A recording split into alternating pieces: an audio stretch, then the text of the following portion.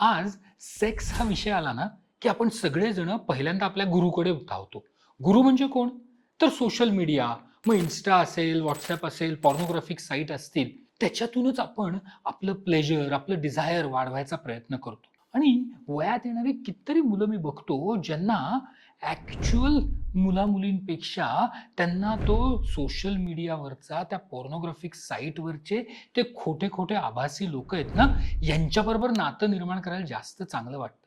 आणि त्याच्यामुळे जे एकटेपण आलेलं आहे, आयसोलेशन आलंय, त्याच्यामुळे जेव्हा ही मुलं-मुली ॲक्चुअल मुला-मुलींना भेटतात आणि नातं निर्माण करायला जातात, तेव्हा त्यांच्या अपेक्षाच पूर्ण बदलून जातात. त्यांना त्यांच्याशी संवाद साधणं जमत नाही. जे इमोशनल कनेक्ट पाहिजे, शरीर संबंध करण्यासाठी जी एक आपल्यामध्ये बॉन्ड निर्माण व्हायला पाहिजे, इंटिमसी पाहिजे, तीच नाही निर्माण करता येत. आणि मग होतं फ्रस्ट्रेशन. आणि दुसरं अपेक्षांचं ओझं.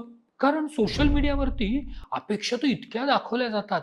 म्हणजे किती वेळ संबंध ठेवायचे, कंटिन्यू संबंध ठेवायचे, एकदा नाही, दोनदा नाही, 5-5 वेळेला संबंध ठेवायचे. हे खऱ्या आयुष्यात शक्य नाहीये. पण मग हे जेव्हा आपण करतो, हे जेव्हा होतं त्यावेळेला फ्रस्ट्रेशन येतं आणि कोणाला विचारता पण येत नाही. मग ह्या अनरिअलिस्टिक एक्स्पेक्टेशन्स घेऊन ही जोडपी जेव्हा आपलं ॲक्चुअल लैंगिक सहजीवन साकारायला सुरुवात करतात ना, तेव्हा जे फ्रस्ट्रेशन येतो, जो राग येतो, जे भांडणं होतात, ते थांबतच नाहीत. मग काय होतं? मग भांडण होतंय ना, मग आता नको, आपण भांडायला नको. त्यापेक्षा आपलं पोर्नोग्राफिक साईटच चांगलं आहे. म्हणजे दोघांचं लग्न झालंय, पार्टनर अवेलेबल आहे, पण दोघं जण आपला आनंद, आपले डिझायर या पोर्नोग्राफिक साईटमधून पुरं करायचा प्रयत्न करतात. इथे मीनिंगफुल रिलेशनशिप तयारच होत नाही. असे नातेसंबंध ज्याच्यामध्ये आनंद आहे, ज्याच्यामध्ये एकमेकांची काळजी आहे, एकमेकांना रिस्पेक्ट आहे, एकमेकांमध्ये इंटिमसी आहे, ही तयारच होत नाही.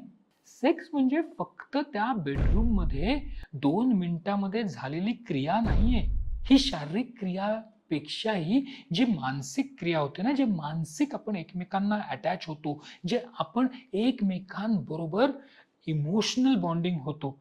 जेव्हा आपण आपल्या सगळ्या भावना समोरच्या पुढे अगदी ओपनली बोलतो, ओपनली दाखवतो, तेव्हा जो सेक्स होतो, त्याला चिरकाळ टिकवता येतं.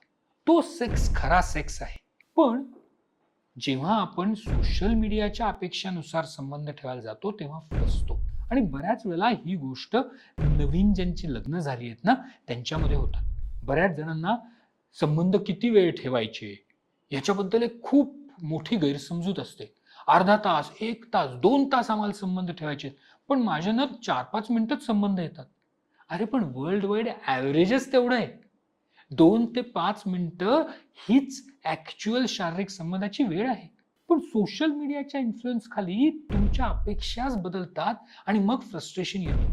मग तो लिंगाचा आकार असेल, स्त्रीच्या छातीचा आकार असेल, ह्याच्याबद्दल अवास्तव कल्पना केल्या जातात आणि तिथे अडचणी निर्माण होतात.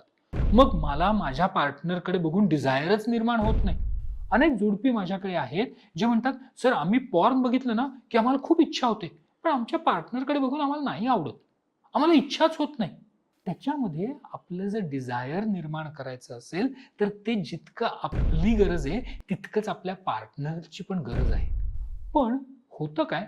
पॉर्नोग्राफी बघून आपण आपल्या आनंदाला जास्त महत्त्व देतो. आपलं सॅटिस्फॅक्शन, माझं काय, ह्याच्याबद्दल जास्त कॉन्सन्ट्रेट करतो आणि ते करत असताना आपल्या पार्टनरलाही आनंद घ्यायची, सॅटिस्फाय होण्याची तेवढीच इच्छा आहे, ही गोष्ट विसरून जातो. सेक्स कितीही सेल्फिश असला तरी देखील दोघांना जेव्हा आनंद मिळतो, तेव्हाच ती जी ॲक्ट आहे, ती ॲक्ट ॲक्चुअली आनंददायी ठरते. सो जेव्हा आपण संबंध ठेवतोय ना, त्यावेळेला आपण जितका आपला आनंद घेतो, तितकाच आपला पार्टनर पण तो आनंद घेतोय का, ते सॅटिस्फॅक्शन मिळतंय का, हे जाणून घ्या. सोशल मीडियाच्या चक्रव्यूहामध्ये सापडायच्या ऐवजी आपल्या पार्टनर बरोबर एकमेकांचं शरीर, एकमेकांचं मन हाताळायचा आणि ते नाजूकपणे, हळुवारपणे जाणून घेण्याचा प्रयत्न करा. तर नक्कीच आपली प्रत्येक रात्र ही आपल्या हनीमूनची रात्र होईल.